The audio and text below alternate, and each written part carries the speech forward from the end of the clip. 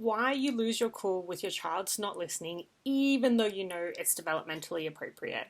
My name's Jodie Thornton, and today I want to talk through the basic concepts that we get stuck in that have us losing our cool, even though we know that our kids are just at that age where they're not going to listen in the way that we might like them to.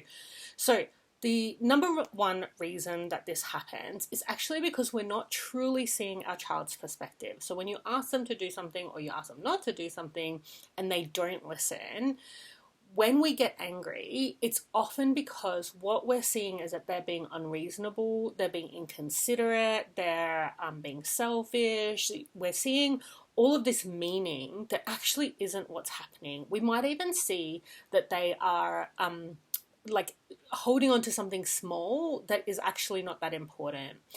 All of those signs are a sign that we actually haven't understood their perspective. There is always a reason why your child is not listening. And we want to look for what is that root cause, right? Do they not understand why you want them to do something? Is it like, well, this is just an arbitrary request and I don't really feel like it, so no, I'm not doing it. So if they truly do understand why it's important, then what would it cost them to do what you're asking, right? So what are they missing out on if they do what you've asked for, right? These are the ways we want to really get into what is the root cause, because there's always a good reason, right? That's our number one thing, is that we truly haven't understood their perspective. The number two reason is that we have been sold a lie that if we do connection before correction, that it will go better, right?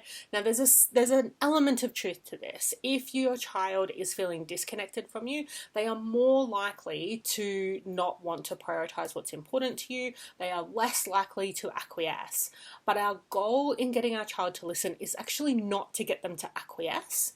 Our goal in getting them to listen is to clear the way. So whatever's in the way of them listening for the right reasons, we want to clear that out of the way so that they will listen for the right reasons. And so when we focus on this idea that I will connect before I correct, it's this idea that if I have shown you that I am attuned to you and I care about you, that you'll forget about what's important to you and do what I ask. Now, in fairness, there are a couple of parenting content producers that are saying that it's connection before correction, but that doesn't mean the connection means that they'll do what you ask, right? But the vast majority of people are not even going to that level. But again, even with those people who are saying if you connect before you correct, don't expect it to go well, that's the piece that's also untrue, because your child is capable of working with you to problem solve as a team. And if you can find a solution that will work for both of you, there's no reason for them not to do it. And so when we think about that idea of like connect before we correct, if we are either thinking that it's definitely going to work, we know that's false. If it does work, it's only because either a child was feeling like they're in a power struggle with you because they don't feel connected. So when you connect, that power struggle goes away. They're willing to do what you ask. That's great. The second part is if a child is so thirsty for connection that they're willing to let go of what's important to them, that's not what we want, right? We want our kids to not be acquiescing. We want them to be advocating for themselves. We want them to be problem solving in a way that works for both of us. And then the third thing is that if you say, I've connected, then I corrected, and look, sometimes that's not going to work, what we're doing there is we're giving up on the idea that we can find a solution that works for both of us. And that's a piece we want to shift as well. We don't want to be in this situation where we go, well, we just ask and then we see what happens, right? These are all things that are solvable problems. And so we want to really focus on this. So the next reason why we will lose our cool with our kids not listening, even though we know it's developmentally appropriate, is that the way your child is not listening is reminding you of a painful experience from the past. So it might be that the way they don't listen to you reminds you of how you were treated as a child, and that was quite painful for you. It may be that you've had, even this one is classic, right? The way your child says no to you is the way your partner says no to you because they got it from your partner.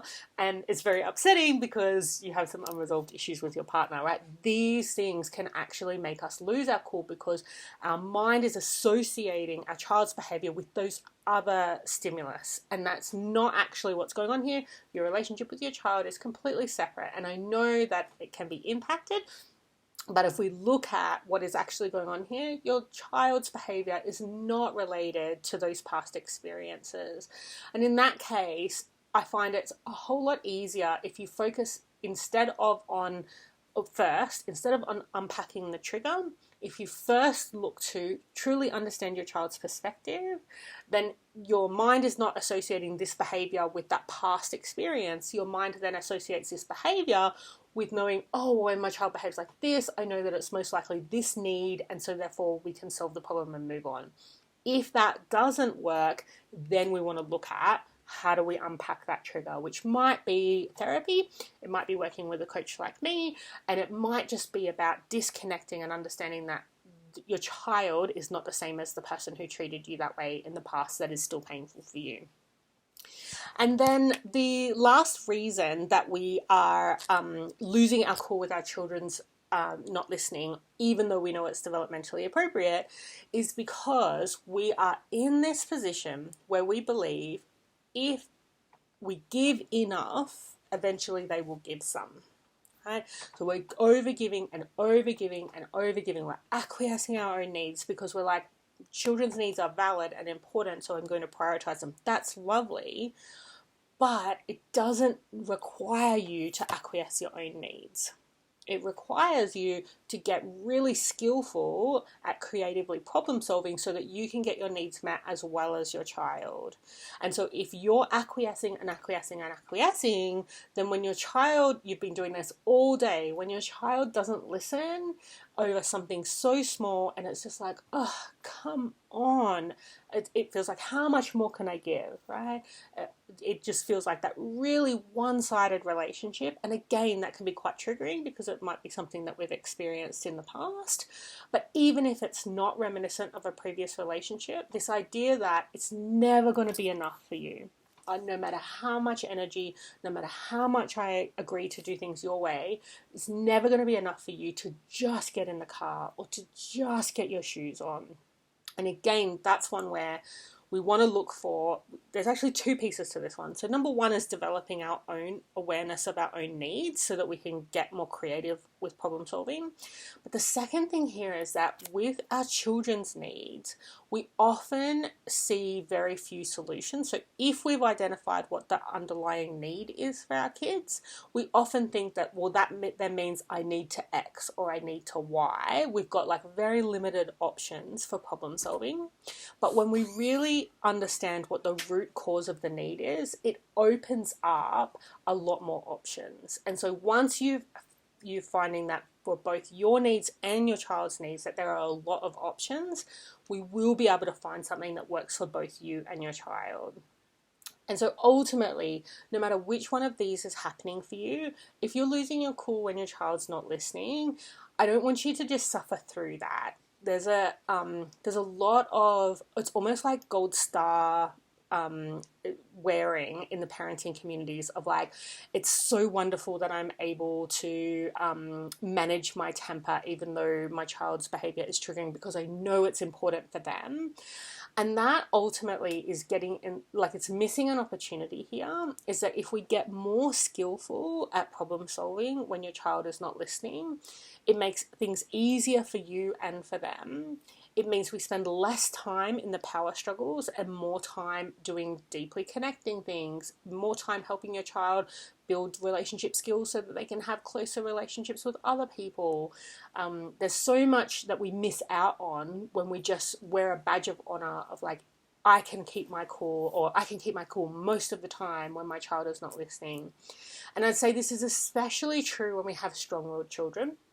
Because strong-willed children, so often we see people talk about how a strong-willed child will need a parent to really suffer through their childhood in order for them to be able to keep their feisty nature. And that's still not true, because if we're really getting to the root cause of what's going on for our child and for us, we can solve it in a way that works for both of us.